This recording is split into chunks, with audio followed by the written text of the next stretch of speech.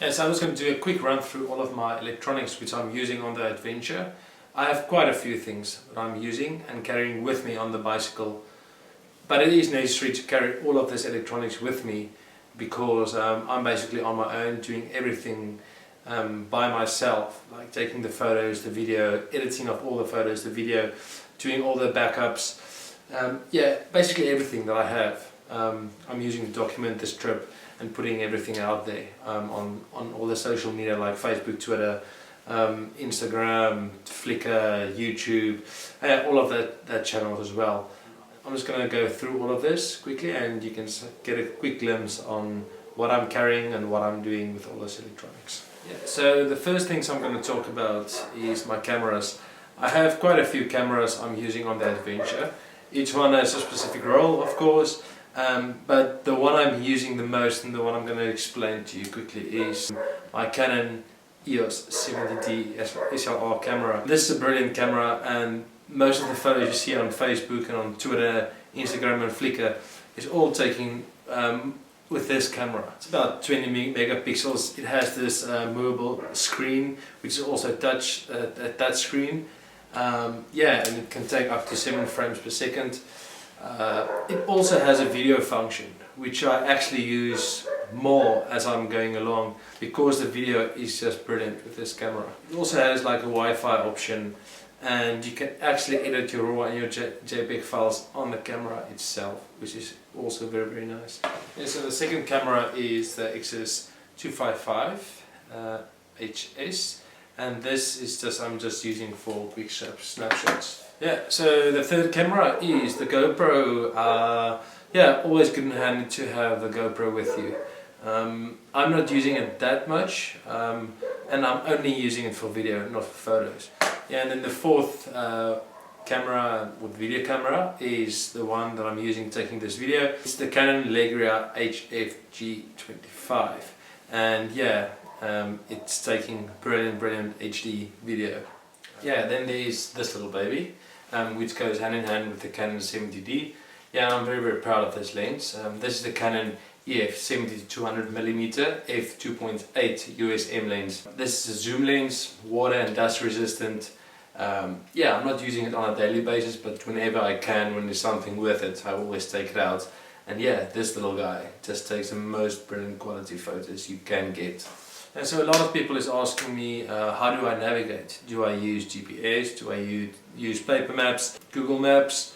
I actually use a bit of everything. I have this GPS, which I don't really use that much. I haven't used in about 5 months, but I'll use it in Mongolia again with coordinates, because I'm going to run on coordinates and not on roads.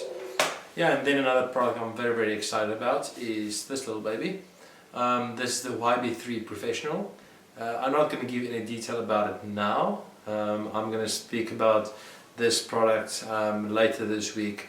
Very excited, and you can look forward to something great with this. And then I just have a few other small little products. The first one is just a normal timer. This is just to take time lapses on my camera. Like if you see me cycling somewhere in the mountains, there's not someone taking the photos. I'm setting it up with this little guy. I also have this laser headlight. It's a LED lenser. Excellent headlight, one of the best I've ever had. It's rechargeable and the battery lasts forever. Yeah, and then I have one of the things I use most is my iPad mini. Very light, smaller than the usual one, and I'm using this to do all my journals almost every day and preparing my blogs before I can get to my computer and actually upload it over here and then prepare it before I post it. Yeah, so one of the other things I'm using quite a lot is my iPod Touch. Yeah, music. I love music, so whenever I'm on roads where there's traffic, always music. And then when I'm climbing into my tent preparing food, I'm listening to music. But when I'm in the nature, I'm not using this that much. But if there's traffic, always have music. When I can sit somewhere, I use my laptop to edit my photos, videos, and do most of my postings, the scheduling of the postings on Facebook and all the other social media. And then I also have two hard drives that I have with me all the time for backups. So yeah, it's basically an image backup. So yeah, just for in case if one of them broke, then I have another backup. And the third one I have here is the backup I'm getting ready to send back to South Africa. So yeah, I have backups with me and in South Africa. And so how do I keep everything charged up when I'm on the road and I don't have access to any electricity? For that I have these two guys, the Solar Gorilla and the Power Gorilla. So firstly I'm going to speak about the Solar Gorilla. This is my solar panel, which I mostly use in the summer. Why for the summer? Well, it's just because you get a lot more sun. So it's always on the bicycle, and I always have something plugged into this, which keep all my basic electronics charged. And then secondly, the Power Gorilla. This is an extremely strong battery, and you get so much charge out of this little thing. And yeah, so I mostly use this in the winter when I'm in the tent. I'm keeping all the basic things charged. Yeah, so only a few electronics I'm taking with me on the bicycle, but this is worth it for me to properly document the adventure during the 5 years I'm cycling. Yeah, so go and follow the adventure on around7continents.com.